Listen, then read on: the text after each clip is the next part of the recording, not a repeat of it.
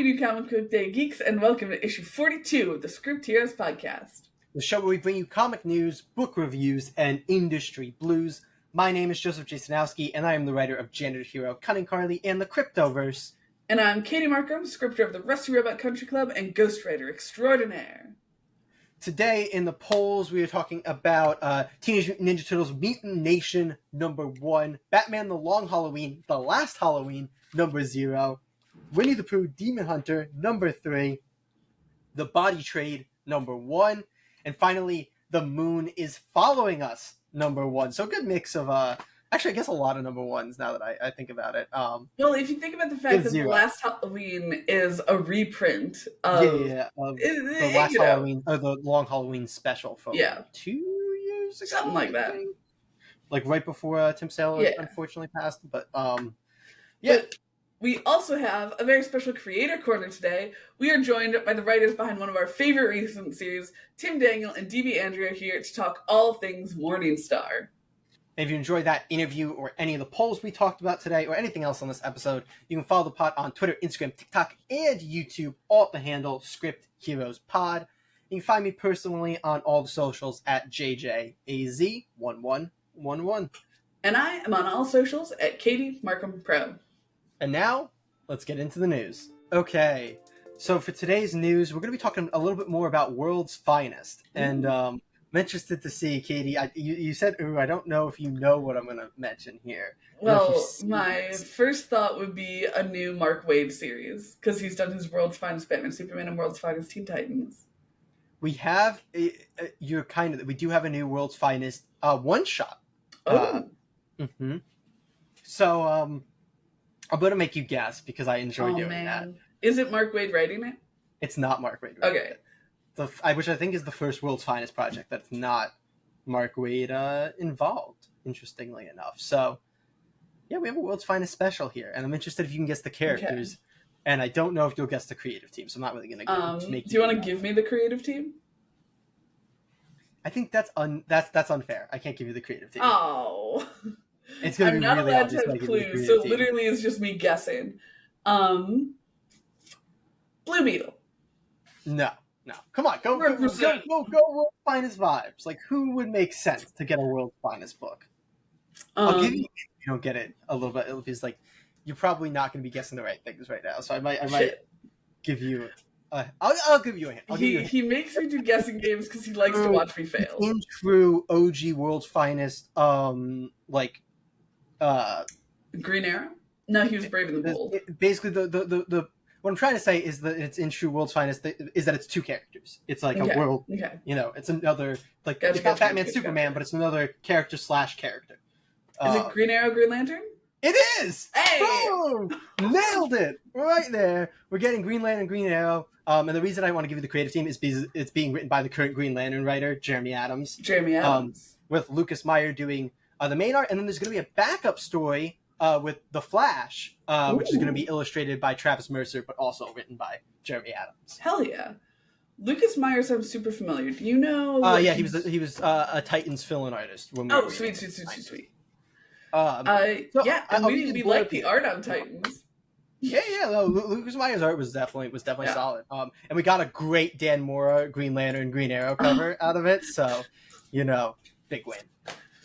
Everyone's favorite hard-traveling heroes are back and brought to you through the iconic lens of World's Finest. In the not-too-distant past, Oliver Queen and Hal Jordan find themselves at a crossroads, and only teaming up together once more will save them from the scope of the mysterious bounty hunter, known in whispered tones throughout the underworld as Deathstroke the Terminator. Plus, writer Jeremy Adams returns to the world of The Flash to weave a twisted tale of Barry Allen on the road to Crisis. It's a World's Finest adventure you cannot miss in this special, oversized, one-shot spectacular. Hell yeah. So we got Green Lantern, Green Arrow against Deathstroke. Interesting. That's super fun. Like, we were just talking about in our bonus episode this past weekend that I don't always love when Deathstroke is traveling around, but a one-shot is, like, perfect for Deathstroke traveling around. Yeah, I've never been the biggest fan, though, of, like, Deathstroke versus characters like Flash, Superman, Green Lantern. Because I just don't... I don't buy it. I'm sorry. I know that they've done Deathstroke taking on the whole Justice League, so it's not like a he's not shown to be that capable. He is. I just personally don't really buy into it. But it's one of those things where it's like, how capable can you be? It's interesting to see the first time that like World's Finest is happening without Mark Waid here. Mm-hmm. I'm guessing. I guess I don't know. I don't remember if he's still on Batman Superman. I'm so far behind. Is he not? Because I remember he was leaving, wasn't he? I didn't know that. I thought he was leaving, and the reason that I'm thinking that it might be... Dan Moore was leaving, if you're, like, getting confused on that. Maybe that's what I'm thinking of. Because Dan Moore is now doing the Justice League book with Mark Waid. But yeah, it's interesting. Also, like, very funny, because me and Katie were asking for the longest time. What we were asking for in World's Finest was Green Arrow Speedy. So we got half of it here. I wonder if Speedy will be around. He should, because it says... they have to team up together once more, and in continuity, they teamed up after Speedy existed during their, OG team up. So, unless this is like he's left by this point and like gone on his own, Speedy should be there. So maybe we'll get more continuation of the World's Finest Speedy arc, which is such a great arc. Speedy was, I think, the best part of that series, and that is high praise. It was a great reimagining of Roy Harper's, like OG years to kind of fit into where he ended up. Very well done. But we got more stuff if you want. Yeah, maybe some more news. In the vibe of keeping with these, because DC is really kind of leaning into the flashback series. Weirdly, DC has announced. We're eating them up. We are. DC has announced Batman Dark Patterns. I know about this. Because Hayden Sherman is the artist on it, I believe, right? I think there's multiple artists, but we'll see. I believe they are involved. Sherman is one of them. But yeah, so it's a new lo-fi mystery series, Batman stories, and so I guess why is there? Oh, it's the colors in the letter that they put them in like the thing DC usually DC and Marvel don't put them in like the name blurb, so I was assuming there were multiple artists. But yeah, it's Dan Waters who's the new Nightwing writer. Who's so it's really also the one who did the One Hand. The Six Fingers. Because Ron V did the One Hand. Yeah. Hayden Sherman, Triona Farrell, and Frank Cavatolia. And it's 4 mysterious cases as Batman attempts to cement his place as Gotham City's protector, while the city fights back against him. This is the Dark Knight detective at his most stripped-down core, a man relying on his wits, his skills, and little else, as he tackles some of the most twisted mysteries Gotham City and his protector have encountered. It's not in this, but I believe I saw Dan Waters post that this is like year 3 about. That's the... where it's taking place in the Batman. And I mean, we know that Dan Waters has the chops to do noir mystery. We saw it with the Six Fingers in spades. It was so ridiculously good. So this is an absolute hell yeah. Another year, because we just had a year 2 story, I believe, in Offworld. I think you and I were joking about how they just keep moving up. Because no, we did too many year 1, so we'll do year 2. Well, Long Halloween is also a year 2, and so I'm assuming Last Halloween's probably a year 3 as well. So they probably are just on year 3 now. They're just on year 3 now, and that's great. Just fully fleshing out Batman's early years. And then I don't know what year Robin is in the current continuity, but they're doing the Batman and Robin series now too. So that's year 3 or year 4, whatever it is. So they're just really moving up that early Batman stuff. But we had a lot of flashback series. I dig it. I'm here for it. I'm very excited about this. I think that when Batman is just kind of doing his Batman thing in a stripped down sense, he really is at his prime. Regular Batman is great, our kind of standard modern Batman. But I think that when you get to have a Batman who is at kind of a starting point, it's really wonderful because he has such an expansive cast of heroes and villains to be in his stories that when you start from a new spot, it's so nice to have that no context needed stepping in point. Agreed. This is interesting because this is a 12-issuer. Which makes me think it's probably already completely done because Hayden Sherman's working on Absolute Wonder Woman going forward. So unless Hayden Sherman's just a mad lad who can do 2 books at a time, My guess would be that this is a completed series, so that hopefully means no. Where I was going with that is that hopefully means no delays. Hell yeah! Because I have the Batman off. Looking at you, Batman Off-World. Yeah, that's where my head's at. But no, this is super exciting. I'm very on board for this. I am as well. But let's move on to I was gonna say newer books. I guess those are newer books because they're looking forward. But current books coming out right now. Let's go to our pull list reviews for the week. All right, so here we are in the pull list reviews. We have 5 books on the docket today. 5 books. That's right. All competing for our pull list Rex. Sure we have thinking when they made it, they were like, "We gotta compete for the Scripteers pull list Rex." That's right. They were. they all told me personally. The books whispered to me. The first is Batman: The Long Halloween, The Last Halloween, number 0. Then we've got MutantNation, number 1. Winnie the Pooh, Demon Hunter, number 3. The Moon is Following Us, number 1, and The Body Trade, number 1. Jay, do you have any other polls from this week? I do. Let me first I did just buy so many covers of Mutant. So many covers of Mutant because I have no self-control. I like this one with the dinosaur. We have 3 MutantNation pepperoni. Pepperoni, yes. I also got Resurgence of the Valiant Universe issue number 1. I am easily conned by things that I like, so I picked up the 10th printing gold edition of Void Rival. I thought about it. It looks cool! It looks so cool. I know it doesn't actually matter, but it looks cool! It looks so cool. And Saturday Morning Adventures, TMNT, issue 17. That was my week. So what else did you get, Katie? What else you got going on in your polls for the week? I also had a very slim week. The only other polls I had outside of ours were Batman and Superman World's Finest 31 and Dark Knights of Steel All Winter number 3. Mm-hmm. Yeah. Right. Slim pickings on week 3 of September. An order in mind. Well, I think it would make sense to do. I'm trying to think now if we have any of the same publishers. We do not. I think everything's different. Right? So I think we go Batman: The Long Halloween first, because it's a number 0, so you know. We'll go long last Halloween. Long last, yes. Yeah. Long last. Number 1. Then I think we go. But it's not actually a number. And then I think we go Winnie, weirdly. And then I think we group the 3 number 1s at the end. And then I'll leave it to you to order our number 1s. Okay, we're gonna go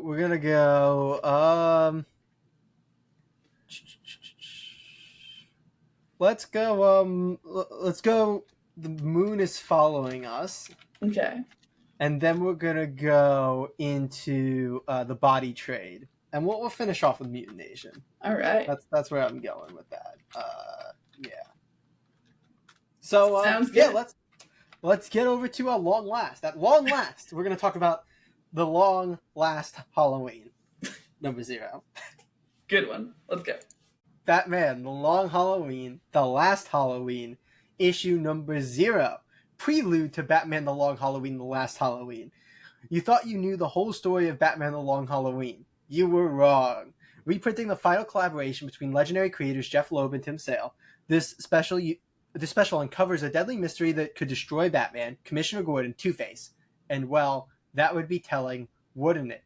The writer is Jeff Loeb of Batman: The Long Halloween, Superman, Batman, and Hulk, and the artist is Tim Sale of Batman: The Long Halloween, Batman: Dark Victory, and Captain America White. The colorist is Brennan Wagner, and the letterer is Richard Starkings. Man, I said The Long Halloween a lot of times across all of that. Because the first thing to point out with this book was that they didn't have to be so weird with the title. They could just call it Batman: The Last Halloween. They want that. They want The Long Halloween in there to, be there. I feel like what they could have done then. You don't think we're smart enough to know. The Last Halloween, a long Halloween story or something. Yeah, but that's just as wordy, so you know. Or just call it Batman: The Long Halloween 2. They could do that, but they could do that, but they chose the weirdest, most mouthful of a path. Why do you talk to us about this book? Yeah, so I greatly enjoy The Last Halloween. We recently did a tier list on our favorite Batman villains and how they rank as Batman villains, so be sure to check that bad boy out. But we talked about how iconic Two-Face is, and I feel like The Yep. Long Halloween is a really, really wonderful, iconic Two-Face story. Yep. I am tentatively excited about The Last Halloween. It's one of those things where you like something a lot, and so you want more of it, but you're a little worried about getting more of it, especially so long after. It's like, will they be able to I kind of feel strike like my lightning concern's twice? more that because we're outside of this issue, we're not getting the full The creative Tim team Sale back. art, Like yeah, we're getting the artists switching off every yeah, issue because of obviously nothing can be done about that based on right, very unfortunate circumstances. But that's yeah. So it's a book that I am tentatively excited for, but also guarding my heart from. So I'm very much going to embrace it. I'm going to go in with a good okay attitude, but I'm a little worried. This, for like you said, it's tough to judge off of this prelude because it still because has it has the Tim Sale yeah art, which is yeah so like iconically a part of Batman: The Long Halloween. And so yep I am very excited. I think that the what they're going for is neat. Do I think it's necessary? Less so, but I'm willing to put my faith into them. I think that the story of the prelude here, which was released as a one shot but was always meant to be a prelude to their yeah follow up.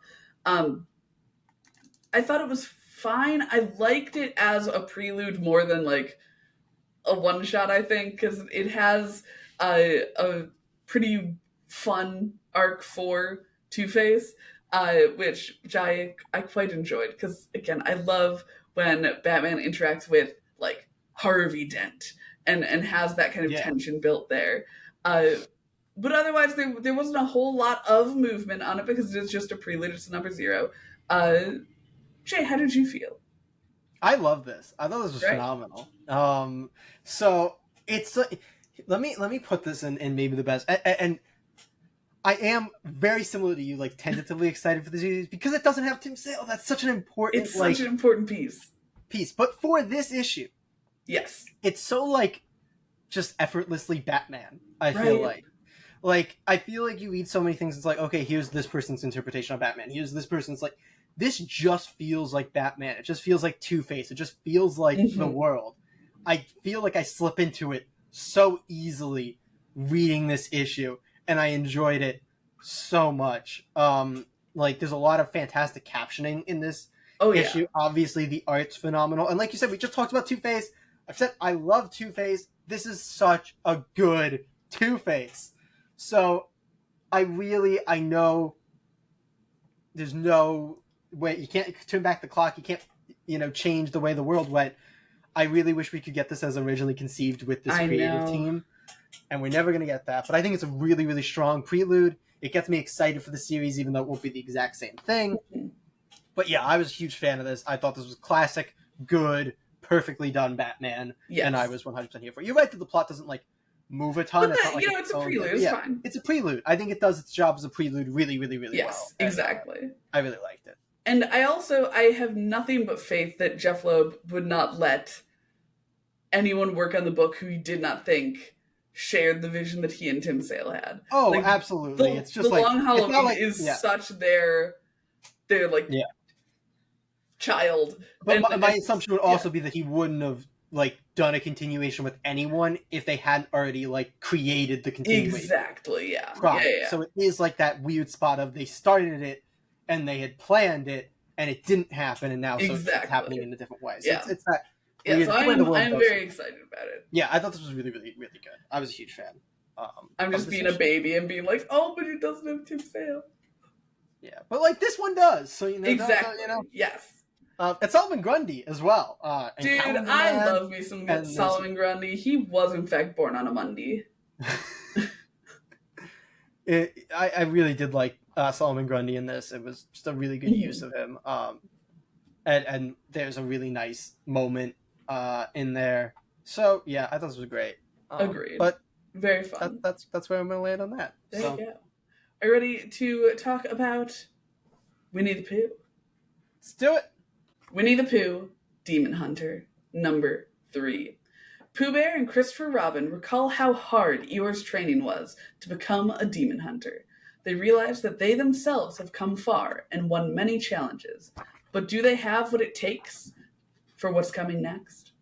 The writer, artist, colorist, letterer, everything on this book is friend of the pod, Nick Mueller, of Demon Hunter Raven, and of course Winnie the Pooh Demon Hunter. We chatted with Nick all the way back in like issue 5 of the pod about Winnie, and it's so awesome to be picking it up, seeing it in stores here. Jay. Yes. You've been coming at this from a very interesting perspective as someone who read all of these. Are we caught up to your books at this point? Okay, I didn't think so. No, I believe everything in these 4 issues is from the like OG2 first 2 volumes. So you read these one way and are now reading them. I'm reading them a different way. I think it's an improvement. Like I think that the remixes worked really, really well so far. And that's coming from somebody who loved, the OG versions a lot. Enough that we had Nick come on the podcast and we talked about how much I love them. But I think the remix is really well. I'm going to assume that that's credit to Matthew D. Riz, who's credited as the story editor. So credit there. But I think it works really, really well. This issue is really cool because they're able to create it in a way that it serves basically just as flashbacks. And then, I guess, Steamboat Willie is also a flashback. So the introduction of Steamboat Willie is also a flashback. There's a few things, I think, in the modern day in there. But it's mainly flashbacks to kind of build up the characters and build out the world, which is really, really cool. And it really, shows you the heart that a lot of these characters have and the depth to them. I think the scene that I think I often tell people about when, I have conversations with people about this, because some people hear the idea and they go, oh, it's another one of those, kind of horror-y public domain things.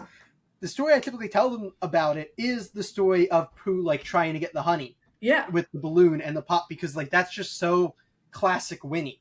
Yeah. And, that's here. And this issue, we talked about it a little bit in the last issue, but this issue, with Piglet in the last issue, but this issue does such a good job of, bridging us between classic Winnie and where we are now. No, Winnie and Christopher Robin still started where you know them. Yeah. They've just now been pulled into this world and grown. And it's a really cool way to do it, because as much as it is a reimagining of the world, it still starts with them being the characters that you know and love. And I think that's so cool here. I also just think that this is by far the coolest Steamboat Willie public domain thing. Man is just so freaking cool. I'll grab a picture of him despite the fact that it's toward the end, because I just love it. Because Nick went full Steamboat Willie. He's never called Mickey. He doesn't really go full mouse with it. So it's a really cool way to go with it. And I'm a huge fan of the vibe of Willie with the being the medic. Hell yeah. That's a cool thing. And there's some cool demon stuff in here too, but it's mainly flashback stuff. And Eeyore gets a lot of depth too. So this is really a great character and world building issue. And I'm a big fan of it. I thought this was a really good issue. And it works really well in its place in the story. I think you kind of touched on one of the best things about this book, which is that it's not just one of those Winnie the Pooh blood and honey things where it's this is just throwing a medium shade there. I mean, I think they're getting a second movie, so who cares if I give them shade? I think they're doing a second movie, and they're doing something else in that universe as well. And I can't remember what it was. It was something public domain, but it wasn't. I'm allowed to have these feelings. Winnie the Pooh was my childhood. I was a big Winnie the Pooh kid. There is a beautiful home video of myself and my sister, and we're wearing our little red shorts and a little white or a yellow shirt. And I won't stop referring to it as my Winnie the Pooh outfit. My sister got me the Winnie the Pooh adventure books every time she went to the grocery store. Winnie the Pooh was very much a hallmark in my heart. So I feel very much like the qualified demographic to say some Winnie interpretations suck, and are just in name only Winnie the Pooh, and are literally just using that as a cash grab. And some, like Winnie the Pooh Demon Hunter, do pay so much more reverence to the source material, do include the heart and like the friendship themes of Yeah. Winnie the Pooh, do in fact honor A.A. Milne up there, the big 100-acre woods in the sky. And it just is really refreshing to have something that isn't just edgy for edgy's sake, because it's not Yeah. really edgy. It's No, it's not. It's more like classic adventure. adventure. Yeah, Exactly. And I think Nick does a really, really good job with that. And like you said, Eeyore gets so much development in this Yeah. book. And I think that it's a really neat interpretation of Eeyore's character, of like, oh yes, this character who is, you know, always sad and depressed, yada yada. Yeah. And this Eeyore being like PTSD stricken from hunting demons. I thought that was such an awesome twist. He's like the jaded old vet. Exactly, yeah. Which character does fill that same kind of emotional role of like Eeyore's sad all the time, but it fits so well in this world. Yeah. I also loved, I don't want to give too much away because I don't remember where it fell in the issue, but I love the reveal we get about Red. Oh, the bat. Yeah. It's like, yeah, it's pretty deep in. Yeah. So not saying what it is, just saying that it was a really fun reveal, and it just speaks to, again, Nick's talent as a writer, as he builds out these characters and weaves everything together in this story. Absolutely. But yeah, big fan. Great issue. Nick knows what he's doing. Really hoping that we'll see more from Antarctic Press continuing as Nick does. Mm-hmm. You know, the further volumes. I'm hoping that's why he's kind of gone back to, because Volume 3 was originally black and white, and he's going back and coloring it. And I think Volume 5, because I think he did 3 and 4 together, actually. I think Volume 5 is starting being colored, so I'm hoping that's the back to colors, because it's going to be an Antarctic Press continuation. So I'm hoping once these 4 are done, we'll get like the Tigger Volume 3 and 4 as like another mini series. I think that this has found a really nice home at Antarctic Press, and I think it's working out really well. Agreed. But are you ready to move on to a brand new series, into our string of number ones? Yes. Head into The Moon is Following Us. Let's do it! The Moon is Following Us, number 1. Sam and Duncan Lamar love their 6-year-old daughter Penny more than anything in the whole world, but half a year ago she was taken by the Cascade, an evil force they barely understand. Now Sam and Duncan must fight side by side with the magical beings Penny cherished to try and get her back before she's gone forever. The writer on this series is, of course, Daniel Warren Johnson of Transformers, Doer Powerbomb, and Wonder Woman Dead Earth. The artist is Riley Rossmo of Harley Quinn, Detective Comics, and Bedlam. The colorist is Mike Spicer, and the letterer is Sean Lee. I do want to throw in there, like, weirdly, everywhere going into this book was crediting Daniel Warren Johnson as the writer and Riley Rossmo as the artist, but the book itself does also credit Daniel Warren Johnson as an artist. Interesting. So, and then the letter that wild. Yeah. The letter that Daniel Warren Johnson wrote at the end also gives Riley a lot of the like writing credit, like a lot of the story writing credit. So I think that this might be like a real King collaboration type bug, where they might have layouts or something. Mm-hmm. I don't know. Who knows? But it definitely feels. Or maybe like they're just informing us. It's very Daniel Warren Johnson like style inspired. It's like it's got a little bit of a cleaner, less like, you know, sketchy style than Daniel Warren Johnson, but like the motion and the action behind it is very Daniel Warren Johnson inspired, I feel like. But why don't you tell us your thoughts on The Moon? I dug this so much. I like this a lot. I think that it is a story that we talked about this with a couple of books a few weeks ago, like with Minor Arcana, where when creators know that they have a book that they're going to be able to finish, they can get away with like moving their hook from the very start of the book to like with this one, throwing it in at the end. Like we what a like little twist, cool hook thing that was not in any of the, for once, not kind of in the way that the book was promoted, right? Which is huge, which was phenomenal. And obviously we are not going to say what it was because read the book, jeez. Yeah, but I think that this is a book that is so confident in itself that it's willing to kind of explore the world before giving us a reason to, like, you know, be gung-ho about it. I Yeah. think that the way that Daniel Warren Johnson writes the relationship between Sam and Duncan is so good. Like, it's one of those things where you could see it as like a, oh, they lost their daughter, so they're closer together now as they try to find her. But no, it's like almost antagonistic between them. Or you know what? I think it just is antagonistic between the two of them as they both deal with trying to find their daughter in Yeah. different ways. And Sam like fully leans into her, like, I don't know, Viking side, I guess. And Duncan is still kind of like hesitant and maybe trying to be like normal. And Yeah. it just works really well for portraying their relationship and making it a really interesting dynamic on the page. But it doesn't feel like they've like, I don't know, given up on each other or anything. Like they very much still they feel like they're like in it a lot of, together. yeah, there's a lot of like care and concern between the two of them about each other that like And like gives they you still that, like, call each other like babe. And it's like, yeah. okay, they're clearly still together and in It's love. because at times it's weird. It goes from like at times it feels very like playfully antagonistic, and then at Mhm. times it feels very antagonistically antagonistic, Yeah. which is a really fun line that I think it's constantly skirting. Mhm. Yeah, I think it's a really cool issue. It's one of those things where like before the reveal, it kind of feels like you're just getting that like classic. Not that Daniel Warren Johnson books usually have heart behind them, but like Mhm. it feels like it's a lot of that like classic Daniel Warren Johnson like action. Just obviously he's not the Yeah. artist on this, but it's still there. Riley Rossmo does such a good job of kind of Such a carrying good that job. style and doing some awesome character designs. And it feels Right? like okay, this is a book that's just going to throw us into a world with Riley Rossmo doing great art and great character designs, and Daniel Warren Johnson writing some cool situations and characters. And then at the end, it kind of turns it on its head, and it's like, no, here's what makes this really interesting, and Mhm. here's why you actually really want to care about what's going on. And that's really cool.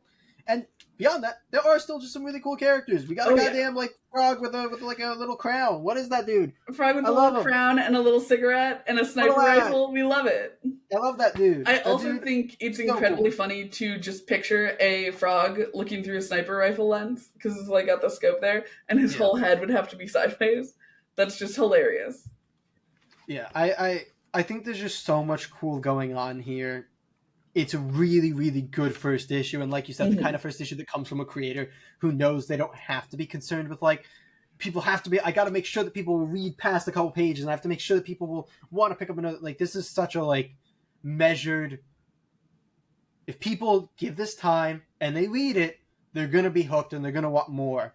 And because it's Daniel Warren Johnson, like it's like yeah, they're going to. Yes. So and because Riley Rossmo's art's so fantastic, you're gonna It really is. So absolutely loved Riley Rossman's yeah. art. And I think I actually talked about it off camera to you the other day. Mike Spicer's just also such a phenomenal colorist, one of the best in the business. So it's just a book that is so phenomenal visually all the way through. And kind of like what we were talking about with Transformers, specifically Mike Spicer's use of just like bold colors, because he's the Transformers colorist, right? Yeah, he colors everything Daniel Warren Johnson does. Yeah, he's so good at using just like vibrant, like extra reality colors, if that makes sense. Yeah, that's fully what this is. Like, there's some just like gorgeous like blues and pinks that I was like going to say come the out, pinks are what really and jump greens. out. I think Mike Spicer often it's his pinks that really like get you. Like there's just these beautifully. It gives like, me like a very kind of classic Uncanny X-Men way, where it's like, oh, you want to look at this page. Yeah, phenomenal at doing that. So just credit the whole team here. It came together so incredibly well. Absolutely. And this is a series that I'm so excited to continue. I don't know if this is intended to be a mini or if this is intended to be longer. Either, but we'll find out together. My guess would be with Daniel Warren Johnson bringing on an artist instead of doing it himself. That it'll be a longer it's kind of there for the long haul. I hope so, but I'm really excited to keep going with this. Yeah, but let's jump into our next number one, The Body Trade. The Body Trade, number one. Kim Krillick is a divorced ex-con who's trying to atone. However, his short temper tends to get the best of him. When he returns to Florida to bury his estranged son, he's sickened to find an empty grave. His son's remains were sold into the body trade. Armed with righteous fury, Kim sets out to reclaim his child's corpse. but one act of vengeance causes everything to spiral out of control. The writer on the series is Zach Thompson of Blown Away and Into the Unbeing. And the artist on this series is Jacques of In Hell We Fight, Gold Key Mysteries, and Duster. Obviously, we love In Hell We Fight. And the letterer is Hassan Atzman Alao, which is Katie's favorite letterer as well. So, just a good vibe there. Just Katie, a good vibe. Yes. hit us with your thoughts on the body trade. I want to start with Jock because we love this. We love this man. He is such good. an insanely distinct style. The way that he draws people is so good, and I think that part of what really drew us for In Hell We Fight is like, oh yeah, they look kind of like they look like they belong in hell. Like they the way that he does like the axe in the head and the drowned looks and stuff all works super super super well. It works so well in just a pretty grounded reality as well. Like I was so thrilled because I did not read the credits page when I opened the book, but I looked immediately at this first page and my head just snapped to the left. I was like, it's Jock. Because we were just talking about him too, about how much we love his art. I think that he brings such a distinct style to the books that he works on that really just sells it in a visual way alone. And layer on top of that, I like the story we have going on here. I think we have a pretty compelling main character in Kim who is like not okay. Like he is in some way it seems responsible for his son ending up in a coma. And the opening scene is him going to a funeral for the funeral for his son, which he read about in the paper. He was not invited, and he derails everything by going there and like ruins the funeral essentially, which makes sense if he's the one responsible for his son's death. He was so emotional. But the part of the story that I'm most intrigued by is Cal, who Kim is in a number of scenes talking to someone who sounds like kind of a therapist or something on the phone. And we don't see them. We just see it coming out of the phone. We see them giving like very kind of calm and like rational and like psychological advice. I am so intrigued by that. Like whether it ends up being that it's some sort of nefarious force, whether it ends up being that it's all in his head, whether it's left unanswered and we're kind of left to wonder, a la like Twin Peaks. I think that it's super exciting either way.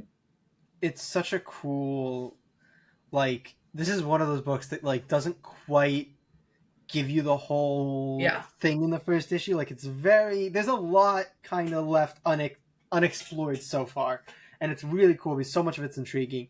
You mentioned the opening is fantastic. It's such a good way to open up the book, instantly get you kind of drawn in. This funeral, everybody just losing it on him, and that kind of continues. Like he goes to the hospital and then they find out who he is and they kind of go at him. It's such a cool kind of way to places with this main character. I think Jacques draws him in such a cool way that like he feels like this, like he feels like he has the weight of the world on him. It's such a cool, like, rundown kind of vibe. The art's so phenomenal. Like you said, the emotion throughout this issue is so good. I thought this was a fantastic first issue, and I am so intrigued and so interested to see where this goes. It's a very unique book, too. Yeah. Which, I mean, any book illustrated by Jacques is probably going to feel unique, but the story feels very unique as well. So, yeah, I love this. This is great. And Jay's also just a sucker for a father story. Like, I'm a sucker for a father story. But, the son's dead, and for a revenge story, and it feels like we're kind of treading on that. So there's a lot for me to like in this. This is a very me book. Yes. So I'm so here for it. Hell yeah. But speaking of very you books, hell yeah. Ha, nice. Speaking of very J-coded books, are we ready for the Turks? MutantNation number 1. After the events of the Armageddon game, the Teenage Mutant Ninja Turtles found themselves at a crossroads, attempting to keep their family united, while individually feeling the need to break away and explore life in a world that knows about mutants. To clear his head, Raphael jumps on his motorcycle and heads west on a solo road trip with the wind at his back and no destination in mind, until a dormant enemy out for revenge on the Turtles engineers a dangerous detour to Area 51. And can Casey Jones tolerate Karai's descent into ruthlessness, or will he turn his back on the Foot? The writers here are Tom Waltz of TMNT, The Last Ronin, Wolverine Blood Hunt, and Eric Burnham of Red Sonja, TMNT, Saturday Morning Adventures, and Ghostbusters. The artists are Vincenzo Federici of TMNT, Jennifer Blood, and Red Sonja, and Mateus Santoluco of TMNT, Dial H, and American Vampire. The colorists are Rhonda Pattinson and Marco Lesko, and the letter for the whole thing through is Russ Wooten. Jay, you love Tom Waltz's 100 book run on the Turts? And one that has a lot of Mateus Santaluco artwork in there. They're working on different stories in this book. Gotcha. Yeah, I mean, all of this is a book full of like some of the most iconic Turtles creators. Eric Burnham, for a long time, did basically everything except for the main series of TMNT. Obviously, he's been doing kind of all the Foot Clan adjacent Karai stuff over the last. Oh man, I guess so since Armageddon Games, so maybe at this point like 3 years. Funny enough though, Armageddon Games also the last time Tom Waltz touched any of these characters back in like 2021 into 2022. And man, it feels good to have Tom Waltz back on the Turtles. Like, this is a man who understands these characters and this world so well. I feel a little bad because I didn't think this was going to be quite as embroiled in the OG 150 as it ended up being, so I told Katie, don't worry, you'll be fine. And Tom Waltz just constantly wanted to, very nicely for us fans of the OG 150, tie things together, fix plot holes, like just very...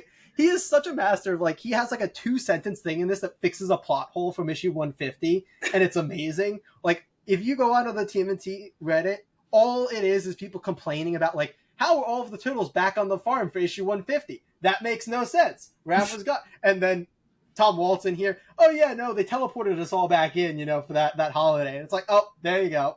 Fixed. Right there. Immediately. Great. Fantastic. I love this. I don't think it's a spoiler to say that Metalhead ends up being kind of our main antagonist for this story.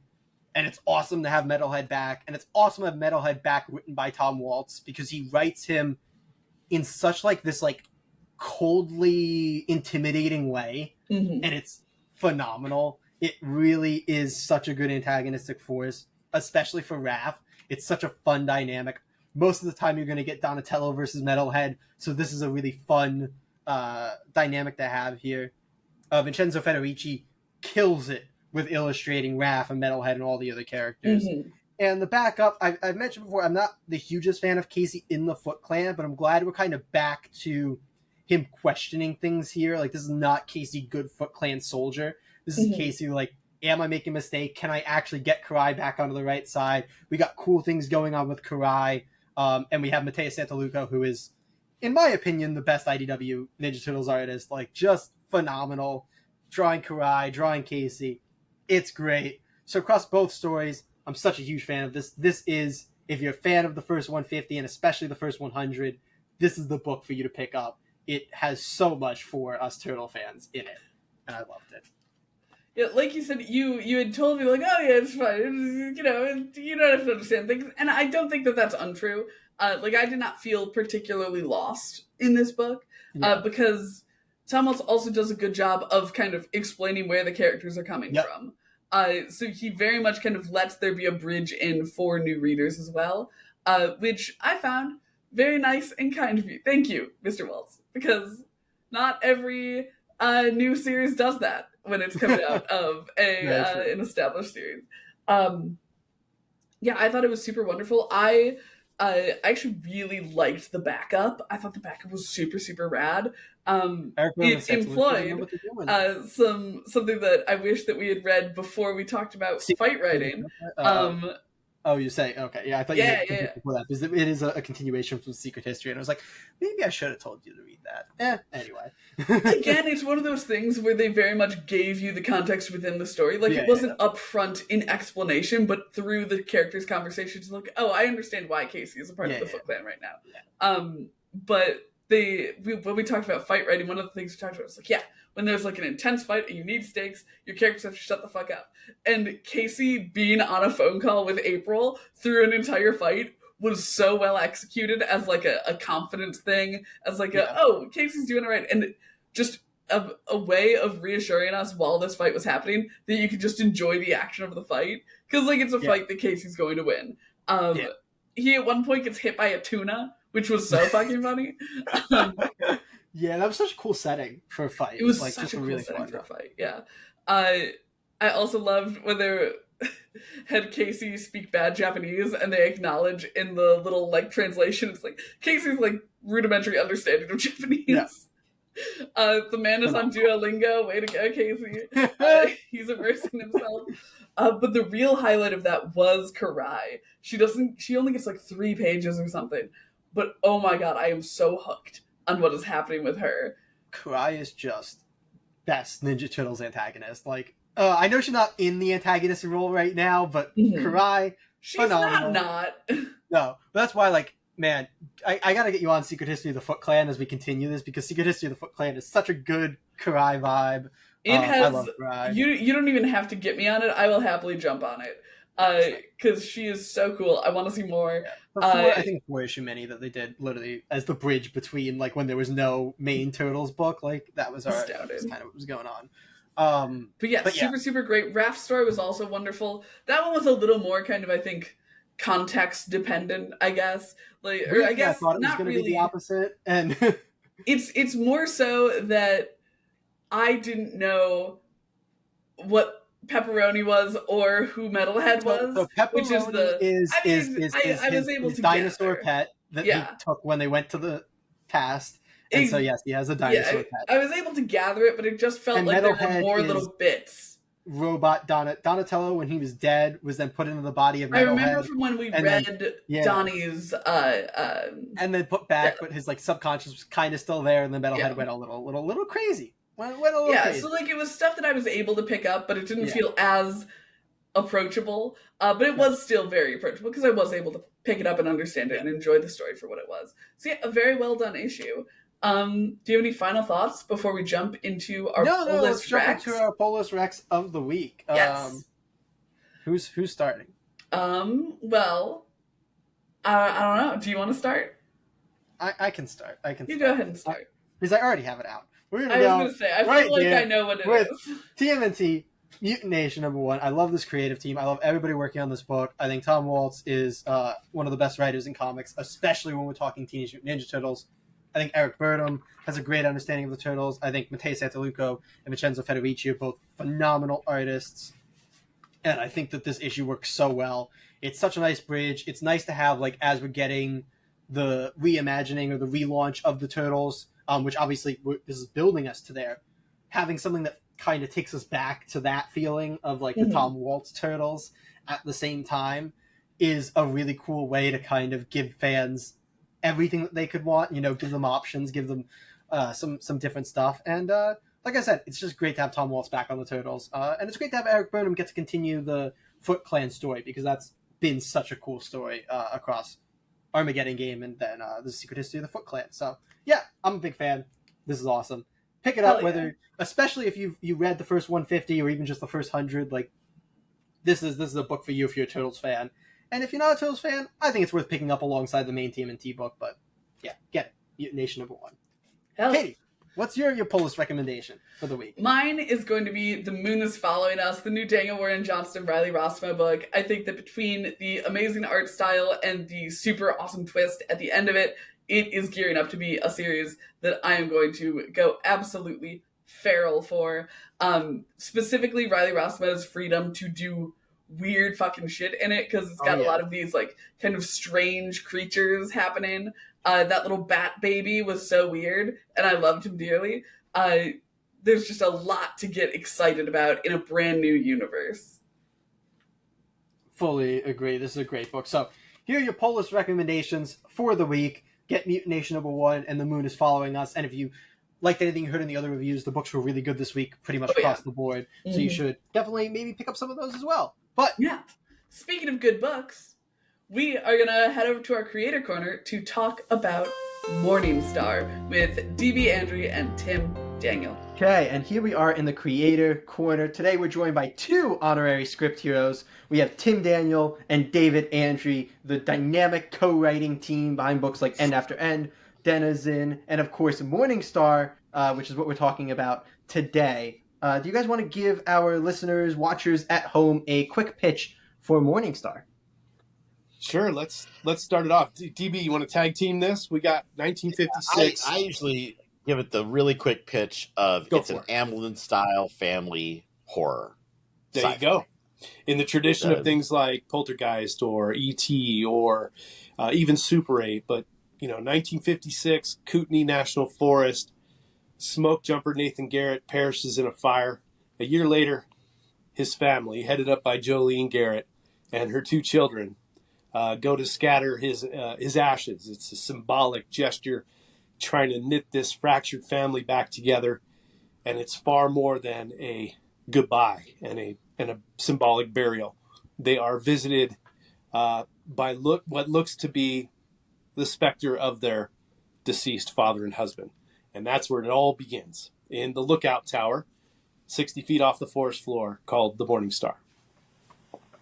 Hell yeah. I'm also glad to hear someone acknowledge that E.T. is absolutely a horror movie. You're showing it to kids. It scared me so much as a kid. In the 80s, we did not care if we scared children. Bam dies in the first 5 seconds of a movie. E.T. was horrifying. Terrible things happened to children in the 80s, and we're trying to bring it back. And in the 50s. Yeah. But last time we had DB on to talk about Morningstar, it was before it came out, and we've heard little bits and pieces of the story of it coming together. But now that we have both of you on, we'd love to know, where did the idea for Morningstar come from, and how did your team come together around it? That's all Tim. It was, well, I mean, to a point, it began here in Montana. It began over roughly a decade ago, where, just the idea of I saw a picture of one of the original smoke jumpers. And the idea was that these smoke jumpers were World War II veterans that were going to be jumping out of airplanes into wildfires. And it was the picture more than anything that did it to me.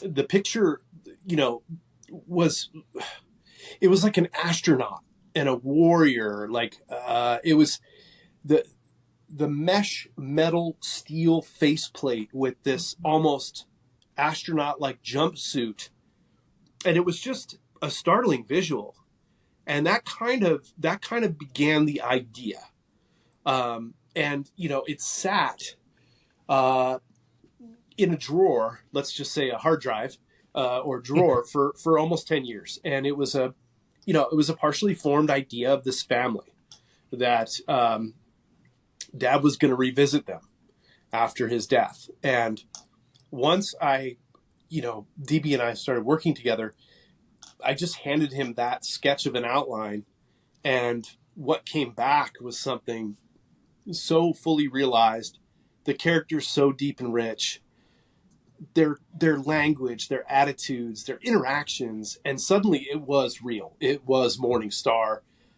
the way I guess I intended it to be, but I never had actually executed it. And so there it was, this wonderful, fully formed outline from DB, and that took us on our way.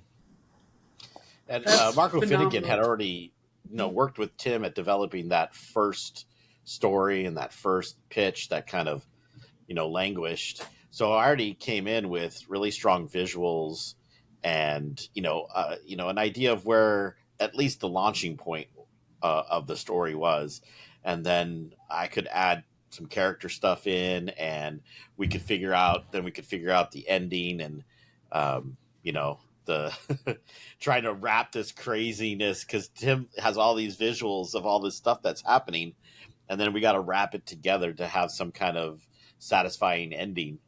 So I think we worked together a lot on figuring out how this was going to be. Because Tim's very visually strong. He's a graphic designer. He does all the logos for pretty much every book on every shelf in every comic book shop. And, he designs all of our covers and, works with the artist to make sure that the visual is what he wants it to be. So A lot of times he comes with these very, very strong visuals that make it really easy to build off of. And that's kind of where, we came together on Morningstar. And of course, because it is set in the 50s and Marco has this really great kind of classic comic book style, it just really worked really well. Yeah, to give you guys the visuals are so incredible. Yeah, they are. We talked about that at length in our reviews. DB's right. Like, Marco had done the character designs, had actually drawn a full first issue. But, I'm glad that we had the opportunity to revisit, because Marco, in 10 years, Marco had, developed and matured through pages of work on James Bond and some other titles. But to the point of like, writing alone is so different. Writing solo is so different. You start to develop your own sort of tics and quirks, and you have your own blind spots. So here's a perfect example. I hand that outline to DB, and it comes back, and he's like, "Oh, Nathan's a World War II veteran." Now, as I told you at the top of the show, the smoke jumpers were World War II veterans. How did I not see that? How did I not know that? How did I not put that together to make it work so perfectly? And then DB takes us back through those flashbacks to Nathan going on tours of duty and Jolene having to say goodbye to him over and over again. And then that whole backstory began to weave forward. And so that's a perfect example where blind spots solved, not only solved, but like, now I can see the horizon. Holy shit, we got a real story on our hands here. Hell yeah. So cool. Am I right, though, that I just heard that there's a secret, like, original first issue of Morningstar out there? Oh, yes, there is. Yes. Oh, man. I'll happily share it with you. Yeah. Poor Marco had to draw the first issue twice. I mean, he had 10 years in between, but he's like, I already drew this one time. I'm like, yeah, but I messed it up. So now I changed the stuff. So now you got to draw it again. Yeah, I mean, but yeah, no, him revisiting the second time, you can see like his mastery of his style and it just with of course my favorite person in the world, Jason Wordie, with his colors, just like just absolutely made it look like it was of the time and still modern and like cool, and like those guys work together really great. An absolute dream team. Yes, it was. I guess it was. It is a dream team. To his credit, Marco not only was happy to endure 10 years of trial and error, of getting green lights and then conditions changing and not having a green light to get it done, and traveling around to different publishers and changing those publishers for different reasons. And then finally landing at Mad Cave. Not only did they believe in it, but to Marco's credit, he was willing to go back to that, endured all that, and was eager to do it. He was eager because I think he was really anxious to show what he had done, how he had developed. And I'll be happy to share that first issue with you. You can see it. Please do. It is not complete, but you'll see what is more or less. There's a lot of similarities still. Yeah. But you'll see how far, in a way, Marco is, and then what Jason Wordie actually brings to the table, as DB pointed out. Mm-hmm. That's so cool. You kind of touched there on what our next question is. I think the logical progression here. You talked about landing at Mad Cave. Obviously, you guys have mainly in the past worked for Vault. So how did this book land at Mad Cave Comics? Well, that's pretty simple, actually. It's interesting because I helped found, start, and I helped run Vault on a daily basis. So that was interesting. And one of the things that I eventually arrived at was not only were DB and I having a partnership in creatively, we were also like stacking books. We were stacking up scripts. We were stacking up ideas. At one point, I honestly lost count of how many we had sort of in various stages. And I realized there's no way I could credibly ask my own partners to put us on the schedule over and over and over again. That's taking a book away from someone else, right? That is potentially filling a slot on a publishing schedule. and there may be a conflict of interest inherent in that, right? And so I want to publish all the possible books I possibly can. I mean, just like everybody, all walks of life. I love new talent. I love getting the chance to work with fresh voices. So I never wanted to be in the way of that, personally speaking. But I definitely want to publish. So because I work with a number of different publishers and especially independent creators, when the opportunity came to present something to Mad Cave, Morningstar was a part of that original presentation of multiple titles. And we wanted them to have a menu to pick from, hoping that they would pick one, right? At least something was on, the cheeseburger's good, great, have it. It's wonderful. You'll enjoy it. So, thankfully they chose not only Morningstar, but 2 additional titles in that. Yeah, so that's how awesome. it ended up. And big Mad Cave fans here. Yeah, they're wonderful folks. They are, I think DB and I have sung their praises many, many times. They're highly supportive, very professional, super responsive. And they really let us do what we do. Which is so awesome. That's kind of what you think the role of a publisher probably shocking. Should be. Yes. Yes. But you also mentioned Morningstar is a book that really pays homage to a particular time and style. When we talked about Jason Wordie last time around, you mentioned a few of the tricks he employed where he would offset some of the coloring so it looks like it was done in an actual printing press and stuff. Did you guys as the writers, have any sort of tricks up your sleeve to really sell the time period and the vibe of the book? I think Marco and Jason did most of the heavy lifting on that. All we had to do is not put like a cell phone or like something, an electric car or something in there, and we're pretty solid. People change the way they talk a little bit, but if you use pretty generic language, it can sound like it's from like any time period. We weren't using a lot of slang, and just make sure you're not using modern references or modern phrases. But yeah, those guys, you're going to open that book and you're going to say, oh, this book is from the 50s. There's really no question. And we didn't really have to do very much hard work with even that. Like the whites of the pages were like off colored and everything. Like, yeah. You guys really, the team went far to make this really throwback. Jason did stuff that literally like 4 people are going to notice. It's like he put like a fingerprint smudge on the white of one page. Like the guy took the page off the printing press and had a smudge on it. And I'm looking at this going, I know nobody's going to ever notice this. And Jason spent time going, I'm going to color this smudge right here. Yeah, that dude's crazy and he's the best. I think it's just so indicative of the passion of everybody on the team. Yeah, I mean, I think that's where the best stories or experiences, could be a movie, a novel, whatever. I think that's where the best experiences come from, when you feel like you're in it, or you're a part of it, or it's somehow with you.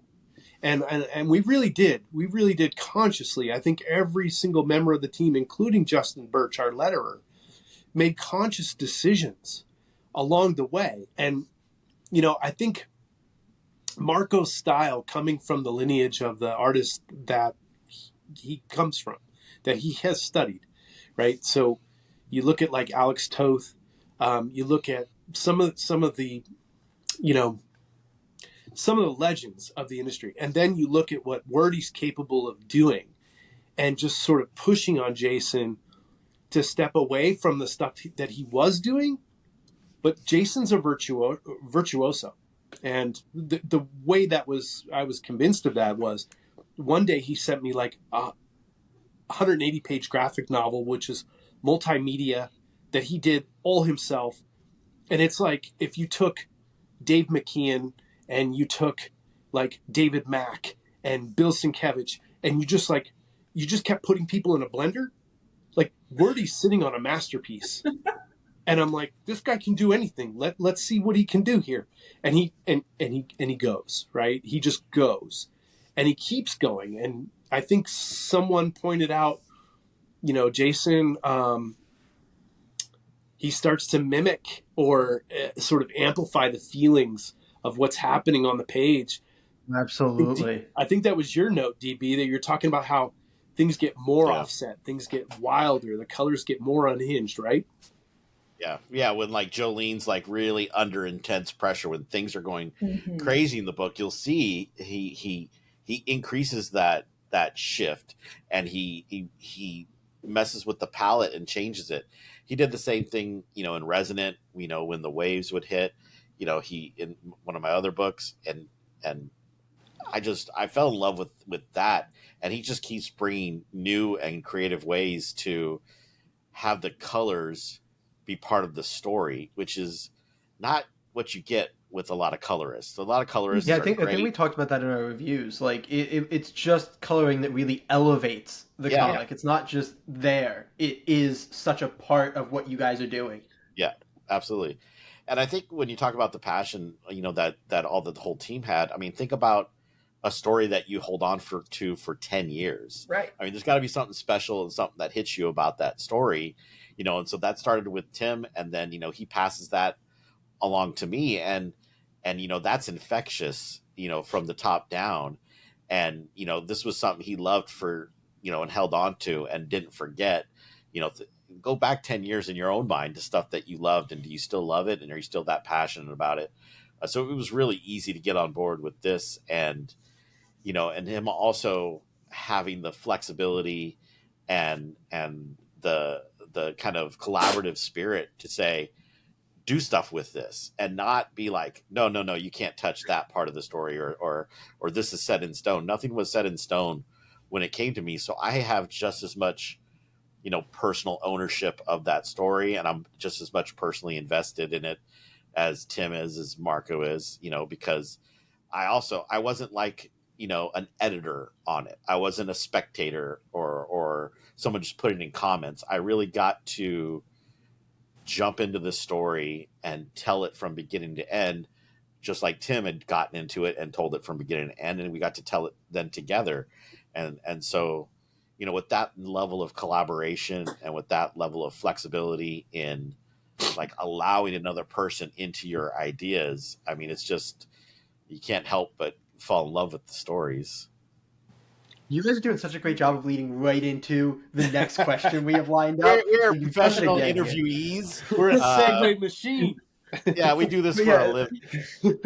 the next thing I was most excited to talk to you guys about, DB, you talked about it a little bit last time you were on the podcast, and it really was so interesting. You talked a little bit about your guys' co-writing process, which actually, pulling back the curtain a little bit, me and Katie had, before talking to you, DB, last time, tried to co-write a book together, and it went horribly, horribly wrong. Since the last time we talked to you and you told us a little bit about your process, we have since picked up a new book that we have tried co-writing together now, and it is going much, much better. Yeah. So we want to hear a So little your bit about process how you works. guys co-write together. Yeah, this was it. Just, and the thing is, we didn't ever say this is how we're going to co-write. And I listened to a lot of like the Writers Panel podcast. It's all TV writers, and I feel like people that write for TV and people that write for comics, a lot have the same processes because it's episodic, and you want to have cliffhangers, and you want to have, it's self-contained, and it has it's not the freedom of just like, hey, it's a movie and it starts and then it finishes.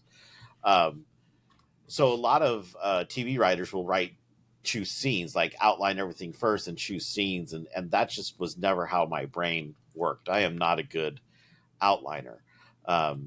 But the good thing is I'm pretty fast when I get a hold of an idea. And so how it just ended up working was like, we would talk about stuff, for hours and figure out the story and what the beats were, and kind of like our rough outline.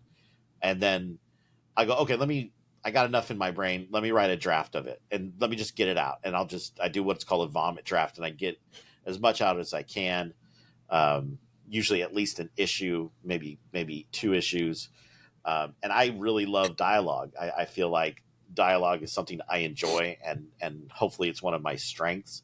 So as I go through, I'll start writing the dialogue, and that really lets me get a hold of the characters and how the characters act, and kind of their internal processes come through with me as I write their dialogue. and then I'll get that and send it to Tim, and Tim will go through that and do as much of a rewrite and a change as he sees fit. And it may stay 90%, it may stay 50%, it may stay 20%, and then he sends it back to me, and usually by then we're pretty happy with it. We don't usually have to do multiple rough drafts, and then we'll do and then I'll turn it into a script. And again, I'm pretty fast at that, so I'll put it into a script form and send it to Tim, and then Tim tinkers at it for about 8 months. No, True. Well, Tim will. I have a hard time. This is true. I have a really hard time going back and rereading something I've written over and over again. It just starts to sound like a word that you say too many times. Like you're saying reciprocal, and after a while, it just sounds like sounds, and I'm like, what is this that I'm reading? But Tim is really good at going through and pulling stuff out and making connections, and almost all flashbacks start with Tim, because I'm kind of a linear. I'm a very linear thinker, and Tim will work on the end, and then on the beginning, and then on the middle, and my brain doesn't work like that. So, like he said, with Blind Spots, it's really great because he's picking up stuff that we could connect from the beginning to the end and make a really satisfying kind of loop for a reader. And I'm just spewing stuff out as fast as possible and getting it to him so he has stuff to work with.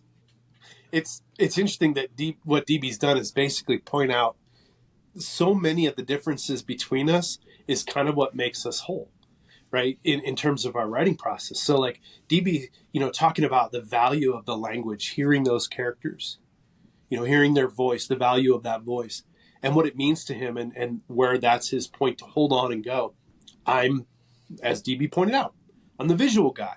I need to know that Jolene's going to wear a red flannel, and she's going to be, she's going to have those little clam digger pants that come up to the ankle, and she's going to have a brunette sort of bob. She looks like Mary Tyler Moore. I need to know her name is Jolene Garrett and where that came from. And Tim will send me an urgent message. He's all, David, DB, I've changed this character's name. I'm all, bro, I didn't know their name in the first place. Like, he needs name, photo, like he needs to see them. And I'm like, I'll call them 1 and 2 for the entire script. It does not matter. I don't care what the names are. He's like, is it okay if we change Dora to Cora? I'm like, bro, yes. It's always going to be a yes. And shoulder names is just so relatable. I hate naming anything. I've started just going through my friends. I'm like, okay, you get to be a character now. You get to hear that happens. I'm gonna be like my older brother when we had kittens when we were kids. My older brother's name is Tom, and he named all the kittens Tommy. And so we had 6 kittens named Tommy because he just wanted to name after himself. But I think Tim rightly, and we kind of both point out that we have 2 totally different styles, and that is good for writing. But the thing that I think makes us a good partnership is we look at comics the same way. We have the exact same intent when we're making comics, and we believe in the spirit of the comic book and the soul of the comic book, and we want our comics to mean something. We want them to be more than just a bunch of stuff that happens and there were some cool pictures that went along with it. So I think that, if anything, there will always be a level of heart and care and, really personal investment in everything we do.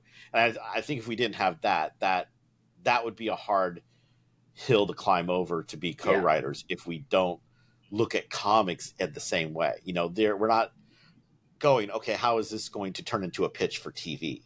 Or, how sexy can we make these characters so that we have really cool, sexy covers with a bunch of boobies and stuff on them, and that there's a place for ankles and flannels. Right. There's a place for everybody in comics, I think, most everybody.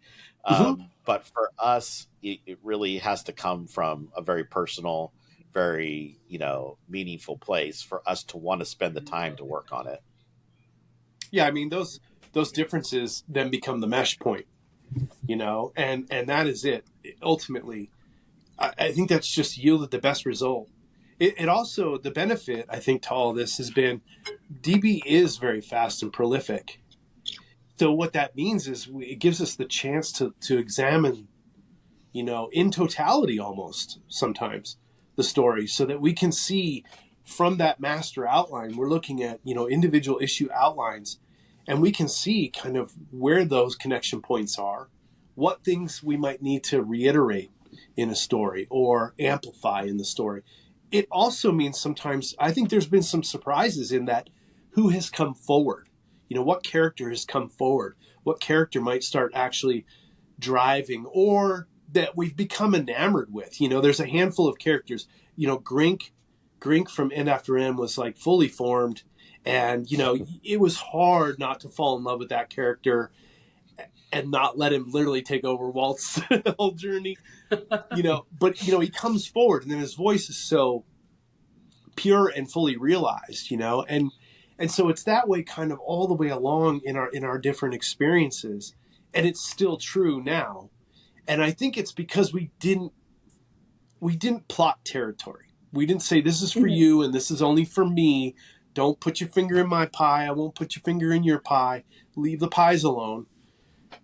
No, we didn't do that. And this has been a very, very good, obviously rich experience, because we're producing material that I'm very proud of, and I do think is hanging around, and that's kind of the goal. Not just a single read, but something that people might want to put on their shelves, hold on to it, maybe even revisit it or discover it later. And I'm perfectly happy with that. Yeah, I always think that the biggest sign that a book has just worked for me so much is when it's a book that I want to just hand to everyone. And Morningstar is very much one of those ones where I'm like, this is something you gotta read in order to experience it. Thank you, Katie. I will take that. But to kind of speak to your domain of things, the book is full of visuals and kind of like story and plot beats that invoke the kind of strange and supernatural. You mentioned kind of family horror movies before, but were there any particular inspirations in that space for you, and what lessons did you pull when you were looking at those to find out how to present a world that's like our own, but not quite? Well, I mean, I'll just start by saying, look at the beard. It's gray. I'm a child of the 80s. I grew up in the 80s. I was in those theaters for those films that we were talking about at the top of the show, the E.T.'s, Poltergeist. I grew up reading Stephen King, so Stephen and Stephen, right? King and Spielberg were the kind of always popping in from somewhere and influencing me somehow. And so that was a lot of that for Morningstar. But it was DB who, I think it was, maybe I'm wrong, DB, but you read the outline or whatever that I passed along, that page and a half or whatever. And I think you said it. You're like, this is a Lost Amblin film. And then it really hit, like, whoa, the influences are kind of on the page, and one of the last thing I'll say is one of the biggest things for me is Stephen King's The Girl Who Loved Tom Gordon, which is a shorter novel, and it's simple. It's just a young girl who steps off the beaten trail on a day hike, and the horror is coming all through her dehydration and exposure, and it's not horror, but it is horrific. You've got the mother with a lost child. You've got the child who starts to hallucinate and see things. And it's very much Lord of the Flies. It's got a Lord of the Flies kind of vibe to it. And that, when I was younger and I read that before I became a parent, it was terrifying from that aspect. When I became a parent, it had a wholly another terrifying aspect. So to see Charlie and Maribeth, the two characters from Morningstar, the children, being lost in the woods, and Maribeth does get lost in the woods, and seeing them grapple with that directly came from that influence. And so, yeah, they're right on the page. And, as far as lessons are concerned, I mean, I've always, it's hard not to look at those two storytellers and see why they're so successful so easily. They invest in their characters. Mm-hmm. They trust the reader. or the viewer. You know, they are really skilled, both of them really skilled at pulling your emotions forward, whether it's crying, you know, over the death of E.T. or horrified, you know, outright petrified, you know, in a Stephen King novel, right? So they're really good at evoking emotion. And I think that's one of the things that most interests me about comics is, can a comic make you feel something? Can a comic actually make you feel something the way a novel might or a film might? And I think that's, yes, they can. And yes, they do. And it can be anything from a thrill, you know, to a chill, a cry. I think comics have that potential. And I think both DB and I really like exploring that. Yeah, I think it's hard because you don't have that music score, right, to cue you what you should feel, Right. you know. And so I think if you can get there in comics, it's harder. I think because you it's an active experience. You know, reading a comic book is an active experience from the reader, and so you can't manipulate their emotions as easily as, you know, when you see someone on the screen with a moving picture cry. You have an empathetic response to go, oh my God, I should be sad for this person. They're crying too. So yeah, I think we definitely try to explore that. And Tim mentioned it earlier, Super 8. Yeah. I think totally underappreciated, underloved movie that really hit me hard. And that was kind of my touchstone for this, along with E.T. was, you know, it was a father and son, and this is a mother and daughter. So you're definitely trying to get to that, like, hey, there's a little conflict. There's terrible things that happened in the past. And how does this family kind of work through to come together at the end? Yeah, phenomenal. And I think that, like you mentioned before, with the talent of your artists and your colorist and your letter all comes together to make it so immersive in a way that, you know, a score will help you become immersed in a movie. Just you have such a good page presence from Marco Finnegan, Jason Wordie, and Justin Birch. They just all work together so well with your guys' writing. Yeah, absolutely. Those guys are the best. Yeah, I mean, you know, just excuse me, you know, just looking at, like I said earlier, the biggest thing for me was that initial look at the smoke jumper. You know, if you think comics have to be visual, they just do. And visual doesn't mean outlandish or fantastic, writ big. It just means they have to be visually compelling. And that could be well-drawn stick figures, right? I mean, some of the best stories are often the simplest, illustrated. But, you know, just looking at for me, it was, if this smoke jumper's marauding around in the forest in this suit with that helmet and an axe, that's some creepy shit to begin with. That just starts right there. Oh, yeah. Where does that go? And of course, well, it took on much more than that. But that was the original starting point. Nothing big, just something so simple and defined. Absolutely. Talking about visuals, I got to bring one up here. The deer. I think it's the end of issue 3 that has that deer there. And you have a lot of those kind of like strange, kind of off images. So I'm wondering, particularly in general, but also particularly when it came to that like issue ender, what goes into making one of those kind of strange, unsettling images? How did you land on, like, it's going to be a deer here? Like, how do you land on one of those? That was probably Tim. I live in Montana, okay? And right before I got on this podcast, I'm not kidding you, I shooed 6 deer out of my front yard.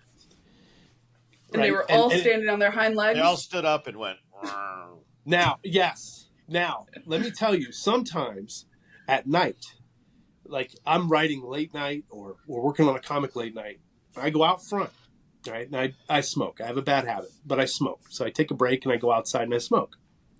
And when their eyes catch the light and you don't know they're there and suddenly they are, yeah, it can turn your head. You know, you're doing this real fast, right? So that's where the deer actually came from. It's just my front yard. I swear to God. They, so they don't often stand up and dance around. But what we were definitely trying to signal to the reader was you best be paying attention the whole way through. You should be paying attention the whole way through. And if you look closely, Marco did things like in the iris of the deer's eye, you can see stars, you can see constellations, you can see like the whole universe. And it's like, that's not a deer. You're only assuming that. Like, that's all you're seeing. But study it, look closely, and you'll start to see things in the panels that you shouldn't be seeing. Yeah, I actually wanted to ask how much, because there are so many of the like kind of weird and unsettling and supernatural images. How many of those came from you guys, and how many of them? Because so many of them, I can't even imagine what the panel description would be.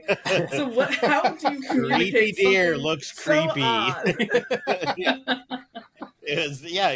We put in the panel, deer stops in the middle of the trail and stares dead ahead, like unnaturally calm, and squirrel, does something creepy.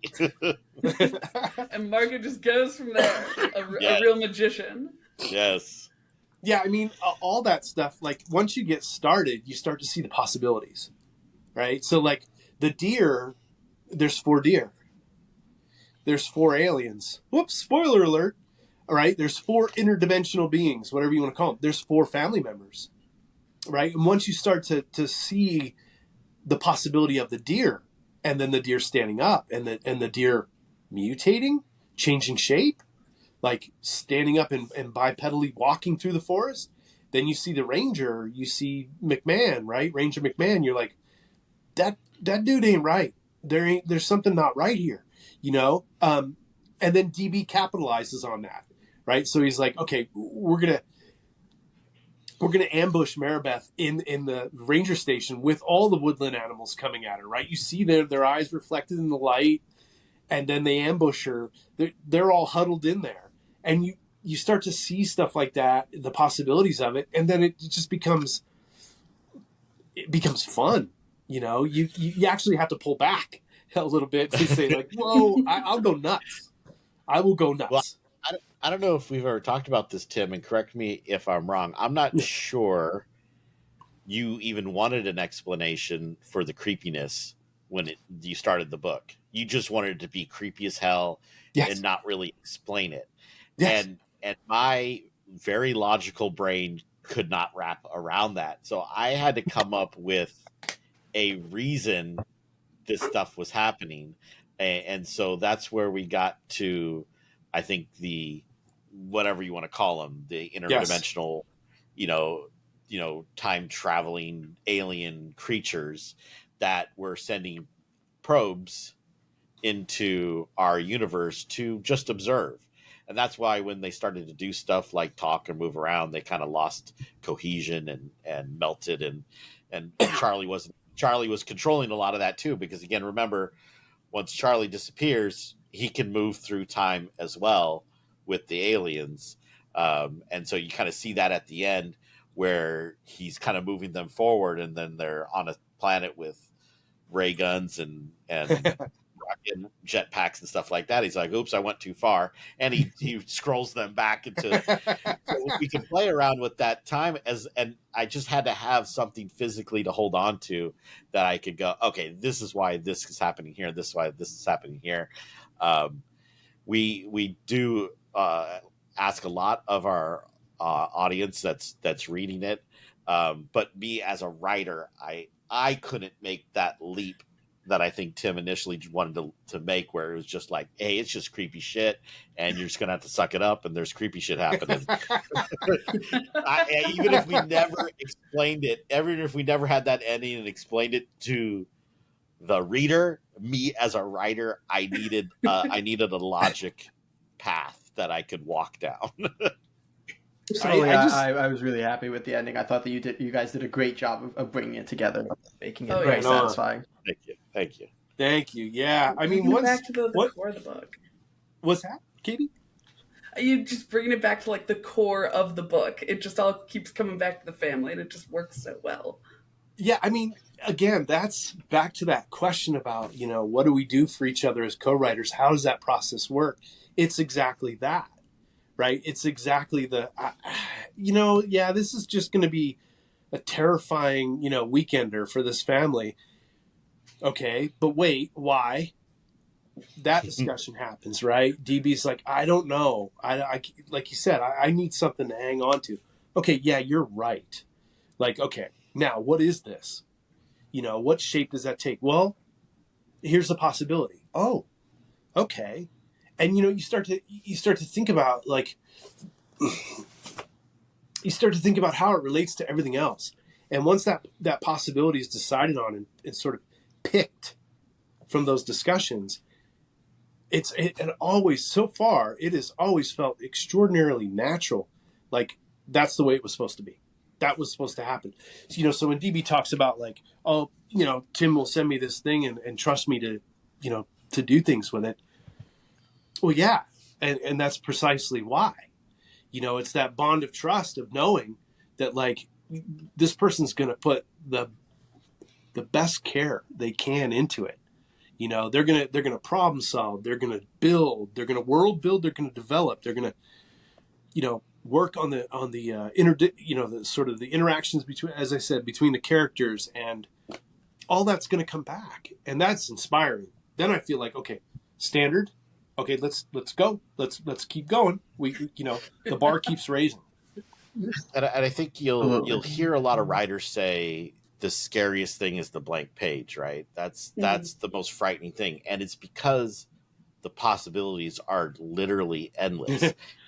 And I think once you put in guardrails, it really frees you up to make really good decisions within your own logic path, And I think that's why things like sonnets exist and haikus exist, and you give yourself a confinement, a structure, and it actually frees you up, because then you can let go of the infinite possibilities and just choose stuff that makes sense along the path that you've chosen. And if that path ends up not working, you start over and create a different path.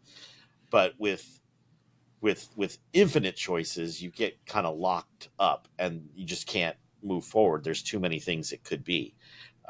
So for me in this, I just couldn't get my brain to work unless I knew the rules of what was happening at Morningstar, at the with the whatever it ended up being, whether it's ghost, aliens, super dimensional vampires. I don't care.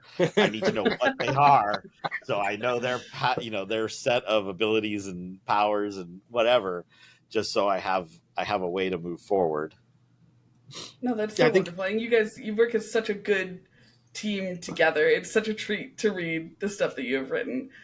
In it's really that fun. mesh It's really of your fun blind to write. spots. It's really fun to write too, because Tim is I call him the machine gun of ideas. He just keeps firing at you, and you eventually let one hit you. I got that one. That's a good one. Let's go. And again, going back to, like, the passion of what we write with and how much we love what we write, is when you do have literally 20 different pitches to choose from. Which one do you want to work on? Well, it's the one that I'm most excited about right now. It's the one I can't stop thinking about. It's the one I can't let go, that when I close my eyes at night, I'm running through story and stuff. And that'll happen to one or both of us at the same time. And it's funny. And Tim will go, man, I really want to work on this one. I'm like, let's go, man, let's do it. And, we're always working on something that we're passionate about, that we love, because we're both grabbing onto stuff that we want to work on. Yeah, I mean, there's at least 3 ideas that DB's just thrown out over a weekend, like on a Saturday afternoon. Hey, I'm thinking of this, and it gets stuck. I mean, it's stuck. Like, I can name them right now and talk about those, but they're stuck, and they just stay in there, and they stay in there, and I just keep dwelling and dwelling and dwelling on them. And in the meantime, because of the nature of how we work, it's also, it's interesting. I feel like we are a parachute and a a safety blanket for each other. I don't know what to say. We're that thing that catches each other. I know that if I've done something or made a decision that's not tracking with DB or is losing him, not only will he right the ship, but it's a good way for me to learn. It's a good way for me to understand, like, oh, if I'm losing him, I'm gonna lose the reader. Like, I can't do that, right? So I know that, and conversely, it's really fun as a reader myself. Like this past weekend, I get a script back from DB, and I spend the next morning reading through it, and I get to experience it like the first reader. And so I'm discovering things about the characters. I'm laughing. I'm texting him literally line by line. Like, I'm laughing out loud, dude. This character is fucking killing me. Oh shit, that character's now killing me. This is fucking awesome. And I get to discover it. So I get to enjoy the story as much as I get to do, part of the labor on it. So that makes it a different experience than just going through that process on my own.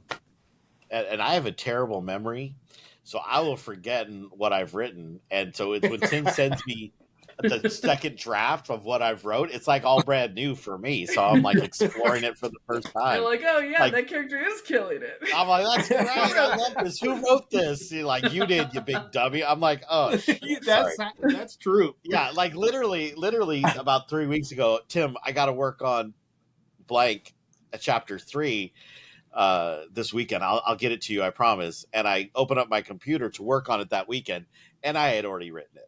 I had already written it it was like literally 3 weeks earlier. I'm like, oh shit, well, I guess I don't have anything to do today. Yeah. So I read it, and I'm like, oh, this is pretty cool. Oh, all right. That was cool that happened. So it's great. It's great having a terrible memory. Yeah, no, that is absolutely wonderful. We love Morningstar so much. We've talked about it every time it's come out. We have such a great time reading it, and it really, really is something that you need to read for yourself. So keep an eye out. The trade collection is coming out. The final order cutoff for that is going to be September 30th, and the release is going to be October 30th, just in time for Halloween. Yes. Stephen King and the spookier Spielberg fans. Pick that up. Yes. Well timed, but Matt. DB and Tim, right? They figured it out. They cracked it. They do it all Thank right. you guys so much for coming on. It was such a blast to talk to you, to pick your brains, especially about a book as weird and wonderful as Morningstar. Yeah, it was awesome having you guys. Yeah. Thank you both. Thank you, Jill. Thank you so much. Yeah. Yeah, appreciate you guys. All right. Thank you again to DB and to Tim for coming on and chatting with us. What an absolute delight to talk to those guys. Yeah. Some good info there. Yeah, it's great to talk with those dudes about such an awesome series. So go read Morningstar, pick up the trade, order it right now. But yeah, FOC coming up on the 30th. Yeah, speaking of good books, Katie, do you want to run us down what we have next week on the pull list? Yeah, next week we'll be doing Daredevil, Woman Without Fear, number 3, Drawing Blood, number 6, Ultimate Spider-Man, number 9, Batman: The Last Halloween, number 1, and Wolverine Revenge, number 2. I think you meant Batman: The Long Halloween, The Last Halloween. No, I'm just calling it The Last Halloween. I refuse. That's right. And if there's nothing on there that interests you, this coming Saturday, we are going to be doing a bonus episode on Hellboy the Crooked Man, the comic book, not the movie, but the comic book that the movie is based off of. Yes. So yeah, synergy. But keep an eye out for last week, where we did a bonus episode, our regularly scheduled tier list. Except it wasn't regularly scheduled. We pushed it. Our irregularly scheduled tier list, where we ranked Batman's most iconic villains by how good we think they are as Batman villains. So be sure to tune in and check that one out. Full comic writer mind in the storytelling potential, good stories, all of that stuff. That was a great episode. Hopefully the Hellboy episode will be great as well. And we got great polls coming up next week. So hopefully we'll see you then. Comic Weeks. Geeks.